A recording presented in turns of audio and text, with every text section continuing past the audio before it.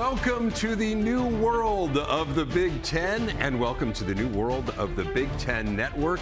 Showing off our new digs. We have that new studio smell. Pretty nice. Here today. It is very nice. We'll be unveiling it in its entirety over the next couple of weeks, but couldn't pick a better day to do it, Rick. Year 18 of the Big Ten Network and 18 schools now in the Big Ten. Welcome back to those of you who have been with us since day one. Dave Revson, Rick Pizzo. We have been here since 2007 here at this great network. And a very special welcome to those of you who may be sampling us today for the very first time. We are thrilled to have the four new schools with us and thrilled to be covering the teams that you love so very much. And covering our third expansion since the network launched. And certainly when Nebraska joined in 2011, Rutgers and Maryland 3 years later, those were meaningful. I think this edition and the expansion, including the four West Coast schools, is more significant, Dave, because it doesn't just affect those schools. It doesn't just affect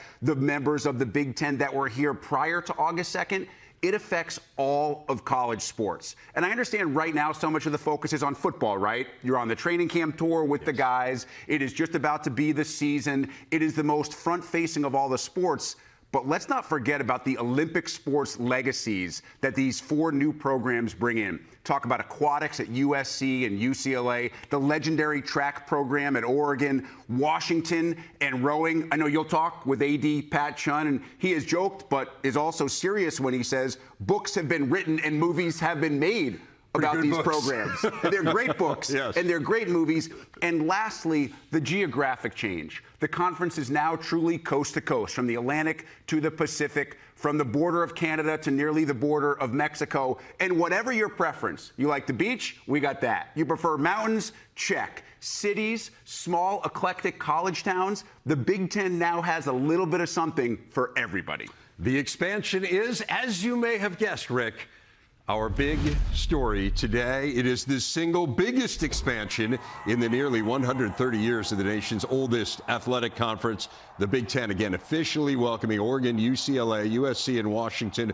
Four schools that between them, to Rick's point, have won 302 NCAA team championships, 10 Heisman trophies, 49 Olympians in this year's summer games alone. For highly successful, broad-based athletic programs. But why have us tell you about them when they can tell you about them? Over the next hour, four very special guests, one from each of our new members. We'll have USC football coach Lincoln Riley, Washington AD Pat Chun, as Rick mentioned, plus two Olympic sports coaches, Matt Ulmer of Oregon volleyball and Adam Wright of UCLA water polo. We are excited, and so are the newest Big Ten schools.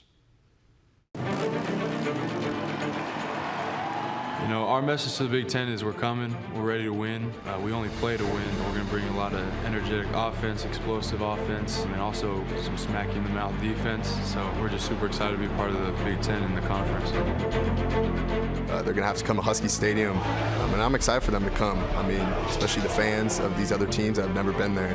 It's the greatest setting for a reason. You guys will get to witness that. And I mean, we're going to be coming ready this year. Touchdown! There's going to be a lot of great competition on the field. You know, great teams, players, coaches getting a chance to match up week in and week out in some of the best venues in college sports. So hard to ask for anything more. That we're ready. You know, we got a chip on our shoulder, and we're here to prove ourselves that we belong. We're hungry. We got a lot of competing to do. We love passion. We love culture and rivalries and, you know, hating the other side, but at the end of the day, it's love because of the game we play. We're coming to take everything, you know. It ain't really nothing else to say.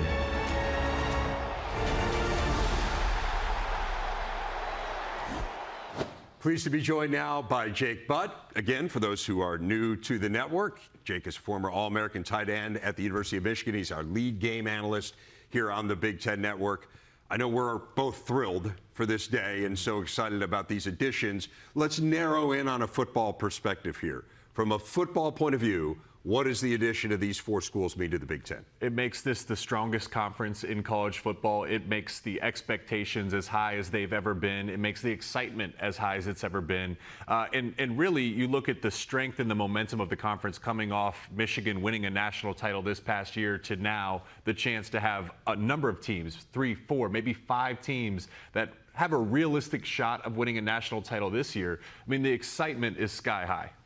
No doubt. And you talk about Michigan winning the national championship. Again, they did it against Washington, another addition Big Ten team? to the Big Ten, and a team that is rebuilding. And we'll talk about the Huskies here in a minute. As we look at the preseason poll for the Big Ten, it's actually a different new addition that people are really focusing on in terms of being a national championship contender this year. That is Oregon. They're expected to compete at the very top of the conference, considered a favorite to make the CFP. This is the preseason Big Ten media poll from Cleveland.com. It had them second behind Ohio State, Penn State, the defending national champ Michigan, and Iowa rounding out the top 5.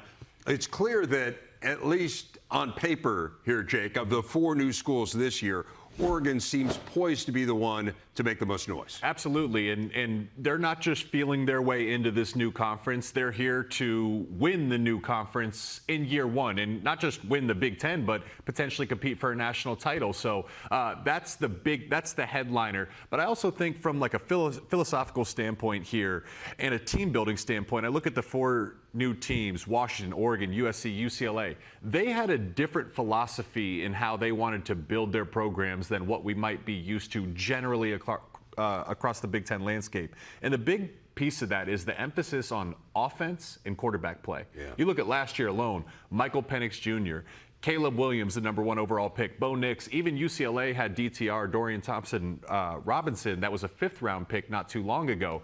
So that's something we're not used to generally across the Big Ten, and these 4 teams all bring that in. We get to see the clash of that philosophy with some of the other philosophies across the Big Ten and see which one's going to win this year and which one's going to win going forward. I think where it's really interesting is, to me, the Big Ten has been a line of scrimmage league historically, that to win in this conference, you have to be really strong on the line of scrimmage. And I think that's what maybe gives Oregon a leg up coming in this year, is they are a fabulous line of scrimmage team. They were a year ago with Dan Lanning, outstanding offensive line. There was a Joe Moore Award finalist, and the defense was absolutely lights out. So that's where it's really interesting to me. But I'm with you. I mean, I think what's going to be really interesting is the Big Ten has had elite defenses, and how do those defenses match up against some of these high-powered, quarterback-driven offenses that the former Pac-12 schools, the new Big Ten schools, are bringing. Let's get into some games. Please, let's do it. We're talking games, baby. Games on the field. This is week 1 for the 4 new schools. We have 2 of them on our air on opening weekend. Oregon hosting Idaho. That is at Autzen. That's followed by Washington and Weber State. UCLA heads out to Hawaii. And then USC plays one of the marquee games of the opening weekend. They will take on LSU on September 1st. That is a Sunday night in Vegas.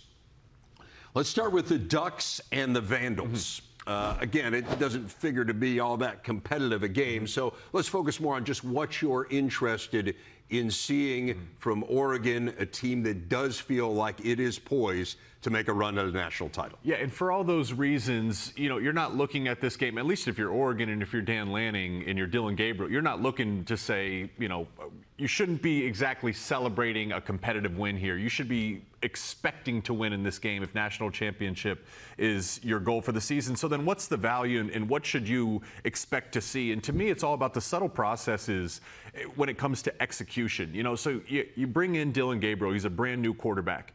What's his communication like with his offensive line? Is he picking up blitzes? Is he aware when he's hot, when he doesn't have protection? Is the ball out on time?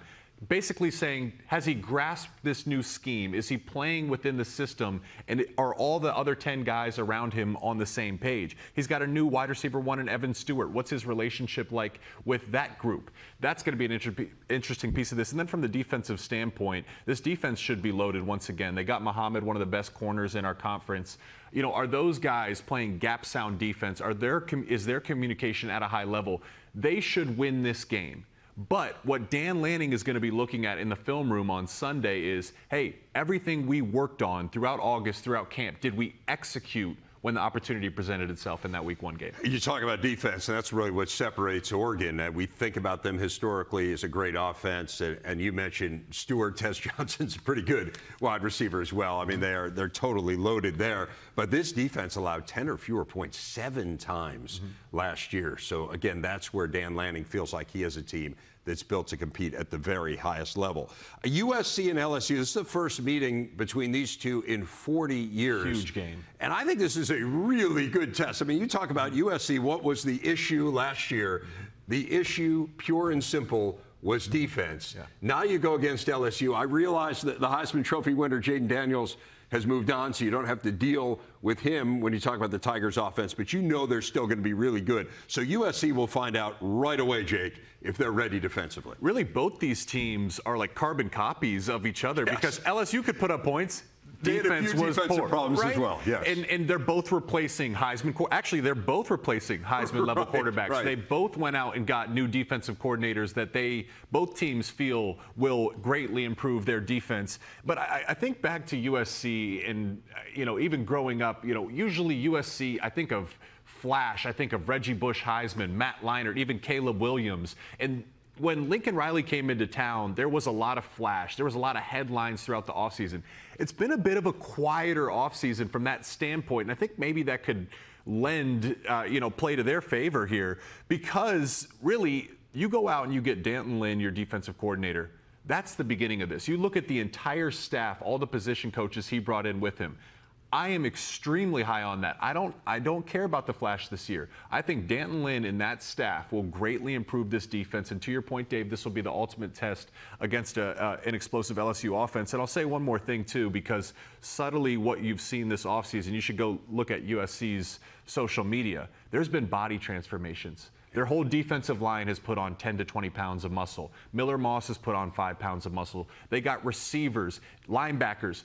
This is a transformative time for this program, and what better test than to go against an LSU team that also feels ready that they can compete at a high level in Week 1. You're talking about that staff. I mean, Matt Entz is a national championship FCS coach, and he comes in as the linebacker coach. I mean, he talks about the emphasis they're going to put on defense. Let's really quickly run through the other two. I'm fascinated to see Washington.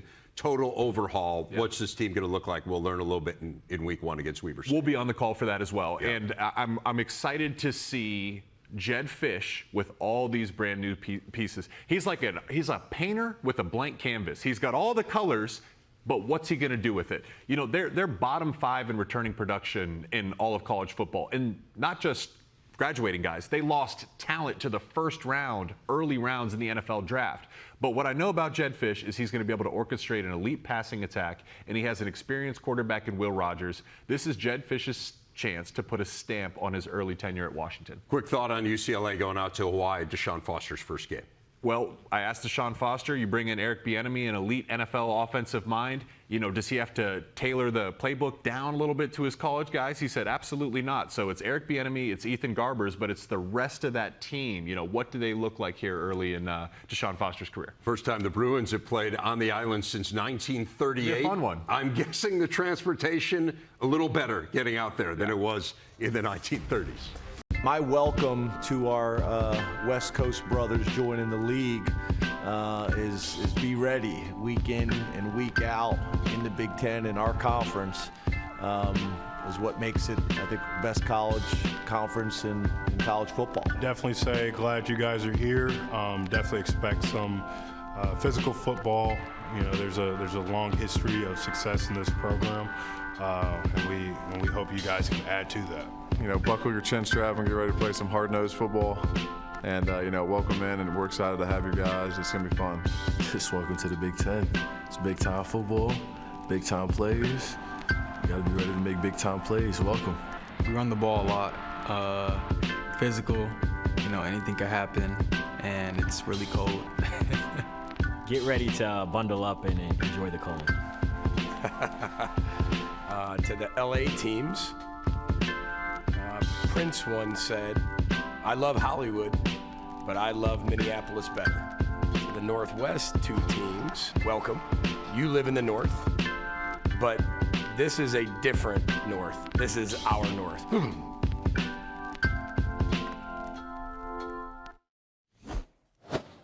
Some welcome messages from coaches, and you'll see messages like this on social throughout the day from the Big Ten and from each of the league's 4 new additions, including USC. What a cool experience it will be for student athletes, coaches, fans alike to make their first trip out west for a conference matchup, perhaps for a football game at the world-famous LA Coliseum.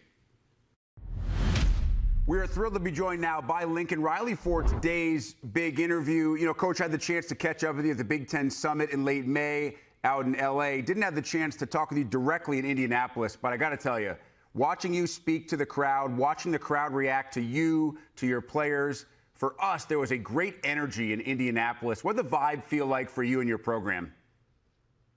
Yeah, very similar. I would say a combination of just very welcoming. It's been great to get to know everyone with the Big Ten, the people behind the scenes that have been supporting us and helping us with this transition.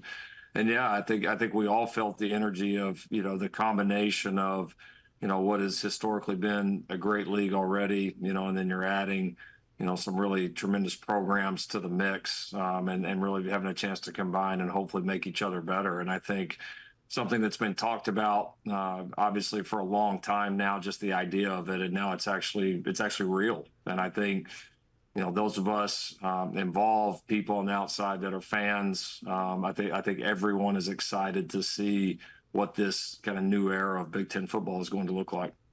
So the day is here, but other than maybe a jersey patch or a logo on the field, I know from an operational standpoint, there's not a huge difference in how your program feels on August 1st to how it feels on August 2nd. What will this day eventually, do you think, mean for the USC football program moving forward? Well, it's a massive change. It is. I think we'll all understand like how big of a change it is as time goes on, because, you know, college football, as we all know, has changed in so many ways. But when this big of a combination, you take a team that has historically played the majority of their games, you know, out west, and now all of a sudden you're going to bring in all of these different matchups. You're going to have different rivalries that grow because of this. You know, the history is going to be changed forever, and you'll look back and say this was the day that it all started. Let's dive into your team a little bit. Miller Moss showed us in the bowl game last year what he's capable of.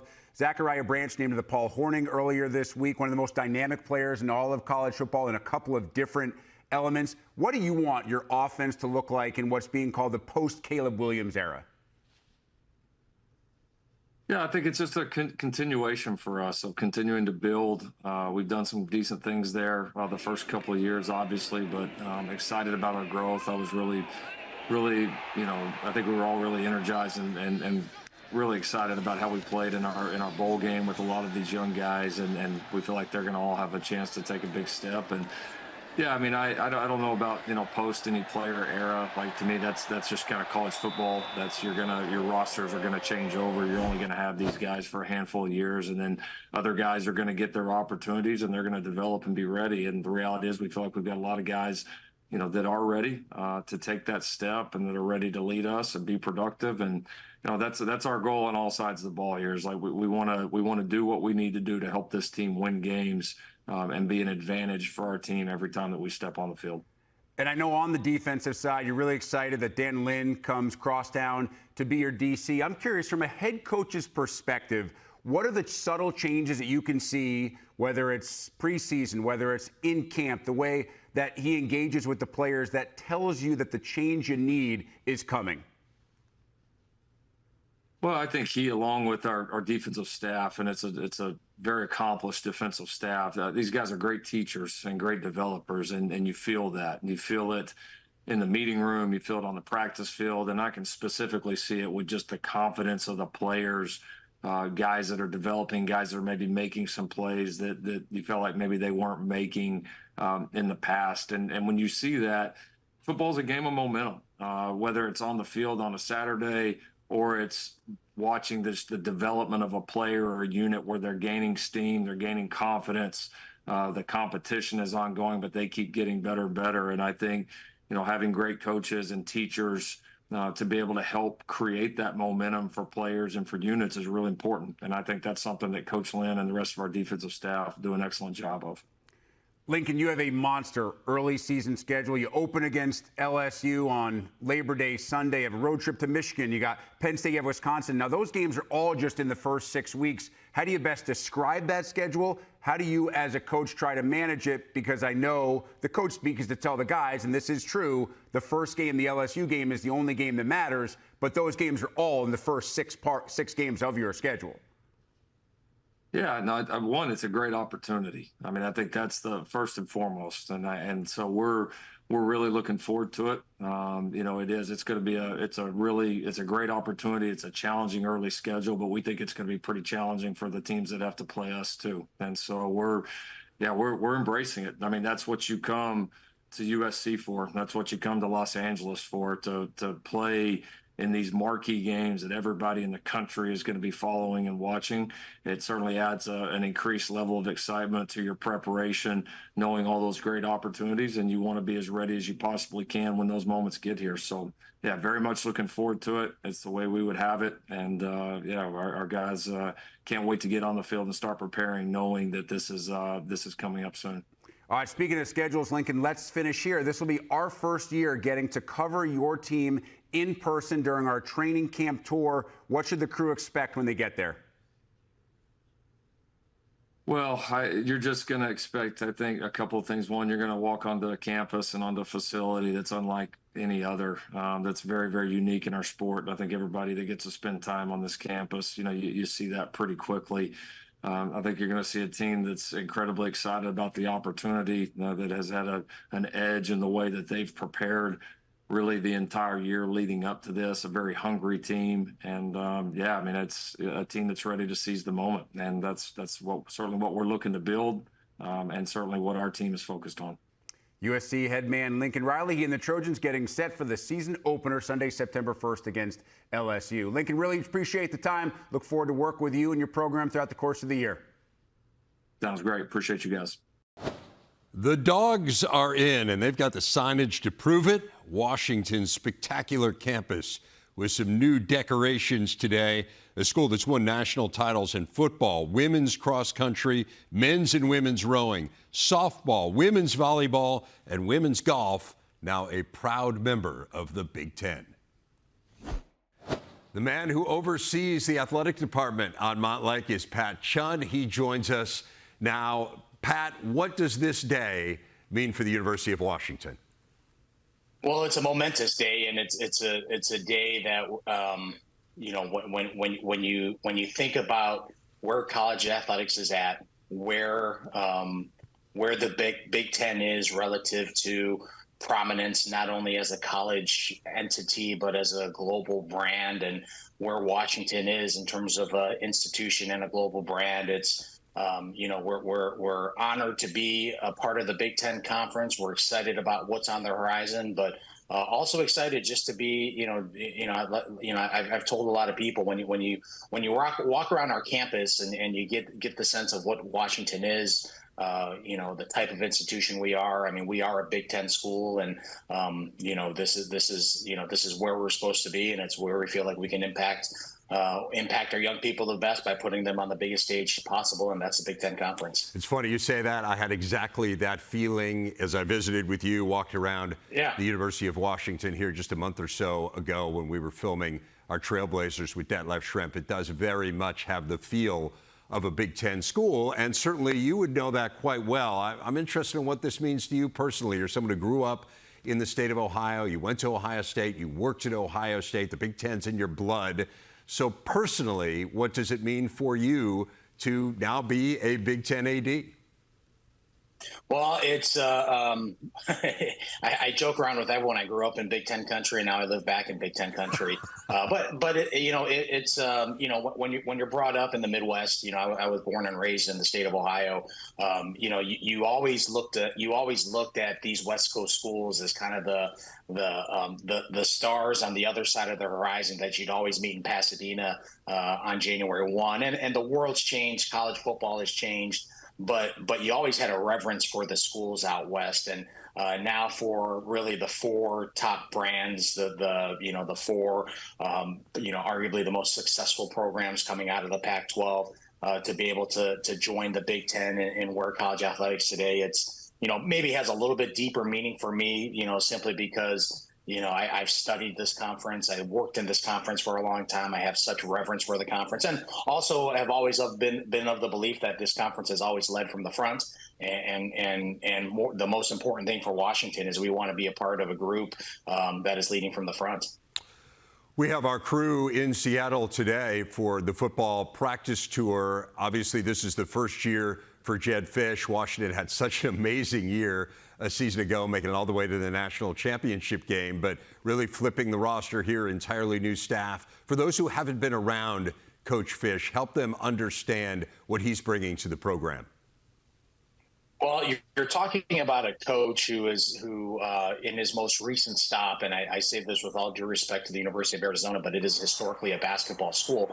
And those of us who've been around college athletics know that to win at football at a basketball school takes a different skill set and a different path. And to see Jedd get them to 10 wins and then that created this opportunity at Washington, and just being around him in a short period of time. I mean, his work ethic is incredible. His vision for where Washington can go to is exactly aligned with the rest of the institution. But I think what you're going to see though is he wants a tough team, and I think that he understands what it takes to win in the Big Ten, because it is a league that history shows that the toughest teams typically are the ones that rise to the top of the standings. So, but I've told people here locally, just getting to know Jedd the last few months, I believe we're all going to say right guy, right time for Washington, simply because where college athletics is at, where college football is at, his style, his demeanor. I think he's just been a wonderful fit for Washington. One of the things that Rick Pizzo and I were talking about at the beginning of the program is all the amazing Olympic sports programs that come along with the 4 schools that joined the Big Ten today. He was mentioning the crew program at Washington, which obviously is phenomenal, so I'm guessing that's part of your answer. But is there a program or two that has a special place maybe in the hearts of Washington fans that Big Ten fans ought to know about? Well, I mean, rowing is a great place to start. Books have been written, movies have been made about our men's rowing program, and it's got a storied history with our city, with our state, and with our institution. Our softball program, led by Heather Tarr, is at the tip of the pyramid, perennially ranked. It's the type of program. Once I started in the spring, and Coach didn't get far enough in the NCAA tournament, and she said it's a down year, and I'm like, wow, the standard is extraordinarily high here. And our men's track and field team just won back-to-back Pac-12 championships. Which is the first time that's happened in decades. So, we're like a lot of Big Ten schools, and you know this firsthand, Dave, is, we want comprehensive excellence. Like the Big Ten, part of the joy in being the Big Ten is we're with like schools that we want to be good at everything. We want to be our best, and we want to be the best in everything we try. We don't feel the team. We won't feel the team where the goal isn't to win at the highest levels. And what you see with the University of Washington is an athletic program that works really hard to put the best coaches in and around the best student athletes, and typically that leads to championships. Well, Pat Chun, thrilled to be working with you once again. Cannot wait to see what the future holds here for Washington in the Big Ten, and the warmest of welcomes to all Huskies fans. Thanks a lot for taking the time to join us on what is really a special day. Thank you, Dave. Go Dogs. Oregon has always been bold with their designs, and this coming season, they have a new court featuring their signature trees outlining the edges, plus silhouettes of ducks migrating as the school migrates to its new conference. The Ducks men's team won the first ever NCAA basketball tournament, which had Big Ten ties, as it took place in Evanston, and they won the title by beating Ohio State. They also won the Pac-12 tournament title this past season. Oregon beats Colorado and steals a bid. The women's program was home to superstar Sabrina Ionescu, the all-time leader in triple-doubles in women's college basketball history. Don't forget that the volleyball team also plays at Matthew Knight Arena and has had quite the successful run the last few years, making the NCAA tournament each of the last 4 seasons. Thank you on 3. 1, 2, 3. Oregon, thank you. That sneak peek from our Oregon Welcome Show, which airs at 3 Eastern, noon Pacific, leads to the Big Stat presented by Walgreens. What a run it has been for the Ducks volleyball team under Matt Ulmer. 6 NCAA tourneys in 7 years, including back-to-back Elite 8 showings in each of the past 2 seasons, and a program record 29 wins in 2023. And we are thrilled now to be joined by Matt Ulmer. Matt, we're doing this via cyber conversation, I know now, but in just a couple of days, you and your program will be in this very studio for Volleyball Media Days. Have you thought about what that will be like for you and your players? I'm just excited to be a part of it. No, it's going to be a new experience, and we're really excited, to be a part of the Big Ten, and this is just the launching pad for that. So I've seen this from afar, and just ready to be in it. Well, it's really cool because you guys get to help us kind of christen this new studio. It just launches on the day that you join the Big Ten. I know you can't see the entirety of it, but it's really cool, and we're really excited to have your players here. Is there any prep work that goes in for you or the players that you're actually bringing to Media Days to get them ready for all of our hard-hitting questions that are going to come your way? How's my hair? Is it good? Do I need a haircut? Are we ready to go? Great. Okay. As long as it's ready to go, we're good. No, I think Daly and Oni are coming, and they're the best of the best, so they will represent our university in the conference so well. And I'm excited for, more of the country to get to meet our team and our special student athletes. So, no, it's going to be a great experience for us. Looking forward to it. I know the players are all excited, but what about for you personally? You grew up your late teens here in the Chicago suburbs. You went to Carthage College, just over the border in Wisconsin. It's almost equidistant between Evanston, where Northwestern is, and Madison, where the University of Wisconsin is. Does that make it more special for you to be bringing this program and all the success that you've had in the first 7 years back into the geographic center footprint of the Big Ten? Well, I tell you, the team, we were able to play at Marquette this past year, and when we landed in O'Hare and to drive up to Milwaukee, my van was subject to my favorite spots to go eat, and they really were not disappointed. They loved it, and so a little breakfast, a little hibachi, a couple different times, and so I just felt like I knew the area, and I was able to show them some of that, and that was great. And Mom was even able to join us for one of the meals, which was extra special. But no, for me, it's just really neat that I get to go back, and so many of my high school friends, my college friends are still there, a lot of family, and so we have a solid support system to start, and hopefully that just continues to grow over time. That's awesome. Your mom's still coaching at Carthage. So I assume, was Italian beef on the menu? Have we made it clear that mustard is not allowed? Mustard is only allowed on hot dogs, no ketchup? We got all that figured out. Yeah, we didn't do Portillo's yet, but they will get that. All right, well done. Well done. Matt, Dan Lanning was asked about the transition from Pac-12 football to Big Ten football, and I loved his quote. He said, listen, winning football is winning football. You're making a transition from a phenomenal volleyball league to another phenomenal volleyball league. How much of Coach Lanning's philosophy is what you believe in as well with this move? Well, yeah, I mean, we're used to playing high-level competition. That's obviously not going to change, only increase, maybe more with consistency. But I will say, in playoffs, we're generally going up against a Big Ten team, since I've been here, and that's generally who's eliminated us from the playoffs. And there's been some differences in the style of play, and generally just a little bit more physicality on the pins. I think our defense will need to be able to adapt a little bit more to some hitters that can go over our block. And, that's something we really struggled with, again, with Fecky from Nebraska, when that happened in 2018. And then with, this past year with pretty much all of Wisconsin's pins. So, so there's some different things we will need to adjust to, but I agree with Dan. We need to take care of our side of the ball. If we're playing our best volleyball, we're going to be competitive and have a chance to win against anybody. But definitely, there's going to be some differences with the teams that we're playing. You also did beat Purdue in the postseason. You were 3-2 in your 5 matches against Big Ten teams last year. So obviously the talent is there, the experience is there a little bit more than other teams. You come off a 29-win season, back-to-back Elite Eights, and a top 7 final ranking last year. What's the key to taking that next step, to being part of the Final Four and ultimately winning it all?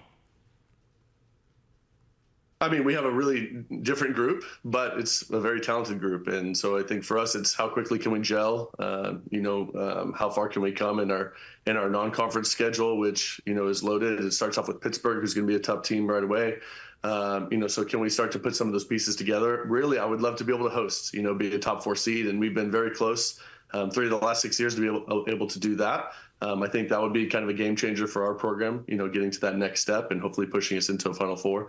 But it's going to be about putting this team together and just seeing how good we can get. I think we have a lot of great pieces, and so we just need to become the best group we can. And we are excited to meet them during Volleyball Media Days. And just a quick note, if you ever need a co-pilot for any of those culinary trips and you're in the Chicago area, your friendly neighborhood sportscaster can always make time for Matt Ulmer and the Oregon Ducks. You're in. Give me your cell phone on the side, okay? Done. I'll put Thanks, you in there. Matt. Appreciate the time. Got it. Thanks for having me. Go Ducks. Demonstrate the A clap for us. So it starts off like this. So you're clapping and you go, UCLA, UCLA, fight, fight, fight. That right there.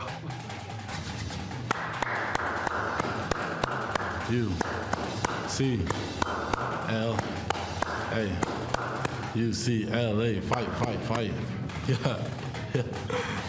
I think I got it. He did indeed. A big day in Westwood. The Bruins are indeed in, and they bring an amazing history of athletic success with them. 123 team national championships all time, and not just an athletic powerhouse, but an academic one as well. U.S. News and World Report has ranked UCLA as the nation's top public university for 7 years in a row. And to talk more about the Bruins and their entry into the conference, we welcome in Adam Wright, who is the water polo coach for both the men and the women. The women are the reigning national champs. He's won 4 titles as the men's coach as well. He joins us from Budapest. They are on a foreign tour right now. So, Adam, I realize you're 6,000 miles from campus, but what does today mean for UCLA? It means a new opportunity, and a new opportunity for our student athletes. Quite frankly, for our 2 programs, an opportunity to continue to compete to be the best in the country. It's a monumental moment for our university and our athletic department. So we're just really blessed to be a part of such a special place. And now moving into the conference that we are in the Big Ten, we're really beyond excited. What's interesting about you is you also played at UCLA, so you went to school there. You were part of 2 national title teams as a player. You're an Olympian as well, but your roots go so deep in Westwood. So outside of water polo, what would you want Big Ten fans to know about UCLA that they may not already? I think there's so many in the schools that are probably in the same, realm, but what has always made UCLA so special is the people, the athletes. It's the connection amongst all the teams, but it's teams that are competing each and every day to be the best in the country. Really in our department, we don't hang second place trophies. I always say those kind of get hidden in the closet. And I think the other special thing about UCLA is the Olympic sport history that we have. Obviously, our football team and our basketball teams are truly beyond special. But as far as the Olympic sports go, UCLA is a place that's produced so many Olympians, not only Americans, but from every country across the world. And that's pretty special when you're a student athlete and you're sitting next to somebody maybe from track and field who's represented their country in the Olympic Games or in swimming or in the other given sports. So, but I think the biggest thing for me and what drew me there all those years ago is the people. It's down to earth, blue collar, ready to work hard, and ready to work to be the very best that they can be in their given craft. I do want to ask you a little bit about water polo, and water polo is not officially a Big Ten sport. There are only a couple of schools in the current Big Ten, or the Big Ten as of yesterday, that play water polo, and it's on the women's side, Indiana and Michigan. So people may not know a whole lot about water polo in that historic Big Ten footprint. Help them understand what we're getting, not just with UCLA, but also with USC in terms of the preeminence of both of these programs. Yeah, it's pretty interesting with the timing right now with the Olympic Games on. Both our men's and women's teams at the Olympic Games are represented by so many athletes from not only UCLA but also USC and obviously other institutions. Our women's team, we had a chance to go back to Indiana 2 times this year. We've been to Michigan. It's growing. But, I would say for those who don't know the sport, it's a combination of ice hockey, soccer. It's absolutely the most physical sport. You're always in contact. It may not be as big as a hit across the middle of the field, but you're always in contact. It's fast. It's an hour long. It's exciting. And you play it in deep water. People ask, is it shallow? Can you touch the bottom? I've had people ask, are you on horses? No. You got to have great cardio, but you also have to have great VO2 and great speed. And what I can say is the footprint's there for the Big Ten. You have incredible swimming programs. You have incredible facilities. And our hope is this opportunity just keeps growing. Obviously, the women's side, we're closer with 4 teams. But it's truly, once you get to understand the sport, it's so exciting. It's beyond fast pace, and it doesn't take that long. It's 1 hour. Well, we are thrilled to have UCLA in the Big Ten, and we're thrilled to show some water polo here on the Big Ten Network. We like to say in the world there's no such thing as a dumb question, but I think are you on a horse in water polo really is challenging that notion. But we really appreciate it, Adam. Appreciate you taking some time out. Again, on a foreign tour in Budapest, Hungary, obviously a great water polo country. We look forward to having you on again in the future and maybe diving a little bit more into this sport, but appreciate you taking the time out and thrilled to have you on board. Really appreciate you guys, and we couldn't be more thrilled to be joining the Big Ten. This is the question I perhaps have gotten the most from Big Ten fans given this expansion. What happens to the Big Ten map commercial? Okay, well, I learned very quickly in this job that there's a lot of passion around the Big Ten map commercial. So I would say to fans that we understand and we get that. So more to come. So you're not tipping your hand. Not yet. But you're just saying that there might be some sort of map commercial. I've learned a lot future. about the map spot over the last few years, over the last 12 months. You had no idea what important issues you were going to This one gets a lot of love. I don't mean to be self-congratulatory, but that was some hard-hitting journalism right there. That was the big question, the Big Ten map commercial, and would it survive? As Commissioner Tony Petitti, obviously, at Big Ten Media Days. For those of you who may be unfamiliar, who may be joining us for the first time, the Big Ten map commercial was devised in 2014. It was the part of the last expansion when Maryland and Rutgers joined the league. Teamworks Media, based out of Chicago, came up with it. It has been, to say the least, wildly popular. And again, Tony Petitti hinted at it. But today we can tell you definitively the Big Ten map ad survives, and it is glorious.